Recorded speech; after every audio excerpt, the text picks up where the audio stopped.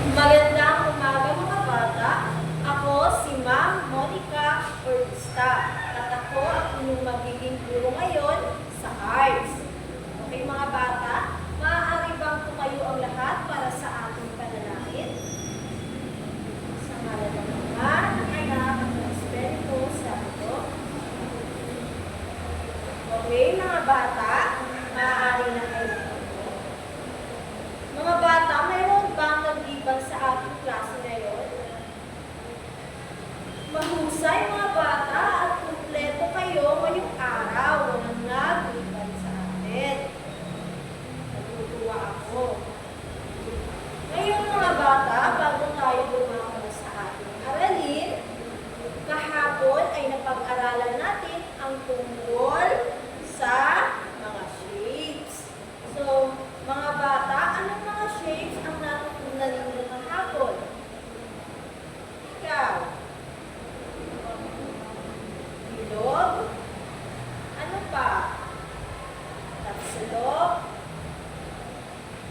Kaya nga ba? Mahusay mga bata. At hanggang ngayon ay naalala niyo pa kung ano ang ating napag-aralan kahapon. Ngayon, mayroon akong ipapakitang larawan sa inyo. Ito.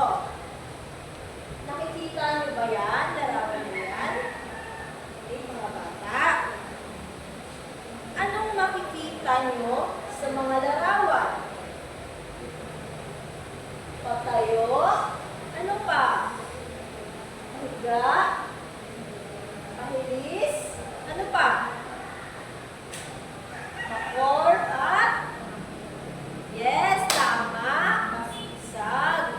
Mahusay mga bata. Ngayon mga bata, ang shapes ay gawa sa lines. Kaya mahalaga malaman natin ang iba't ibang linya. Ngayon ay pag-uusapan natin ang iba't ibang linya. Okay. Yun. Mga bata, sa pagtatapos ng aralin ng mga bata ay inaasahang natutukoy ang mga uri ng linya, tuwid, korba, sigsag, pahalang at patayo. Next, na ipapakita ang pagpapahalaga sa gawa ng klase sa pamamagitan ng pagpuri at pag-iingat sa bakit. At nakaguguhit ng iba't ibang linya sa isang papel. Okay, mga bata. Ngayon, sa larawang aking ipapakita, ano ang mga linya ang nakikita ninyo dito? O, anong mga linya yan? Ikaw? Tuwid na linya. Ano pa? Korba, pahilis, paalon-alon, pasigsag. Tama. Ang daming nakikita iba't ibang linya. Okay. Ngayon naman mga bata, itaas ninyo ang iyong kanang kamay. Gamit ang daliri sa hangin, sundan ang linya na inyong nakikita sa larawan. Okay, sa una, iguhit ninyo sa hangin ang patayong linya. Paano iguhit ang patayong linya sa hangin? Patayong linya. Sunod, pahiga. Pahigang linya. Pahilis. Pahilis.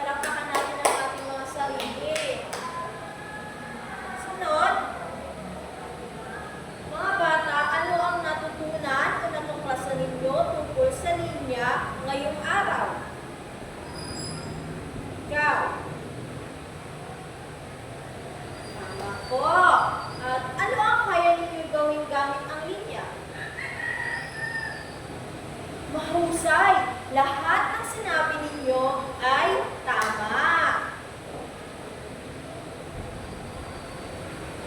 Para sa inyong pangalawang gawain, bawat mag-aaral ay gugunit gamit ang iba't ibang uri ng linya. Pagkatapos ay sasabihin kung anong uri ng linya ang inyong ginuhit.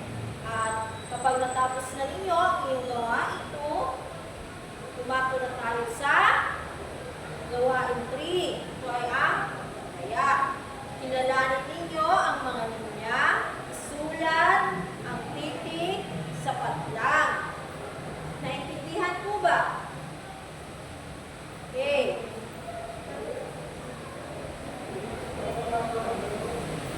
Mga bata, tapos na ba ang lahat? Ipasa na ang inyong mga ginawa. Ngayon mga bata, sa tingin ninyo, bakit kaya mahalagang kilalanin ang iba't ibang uri ng linya? Bakit kaya? Yes, tama po. Tama ang iyong sinabi. Magaling. Lahat ng sinabi ninyo ay tama. At syempre, para na rin makabuo ng isang magandang larawan. At para maging maganda ang art ng inyong ginagawa. At syempre, iba't ibang linya ang nagbibigay ng design or decoration. Naintindihan po ba? Okay. Last, sa ating napag-usapan, mayroon po bang mga katanungan? Kung wala na, ay mayroon kayong takdang aralin. Gagawin niyo ito sa inyong bahay. Guhit kayo ng 5 bagay na may linya sa inyong bahay. Ipapasa ninyo ito bukas pagpasok. Naintindihan po ba?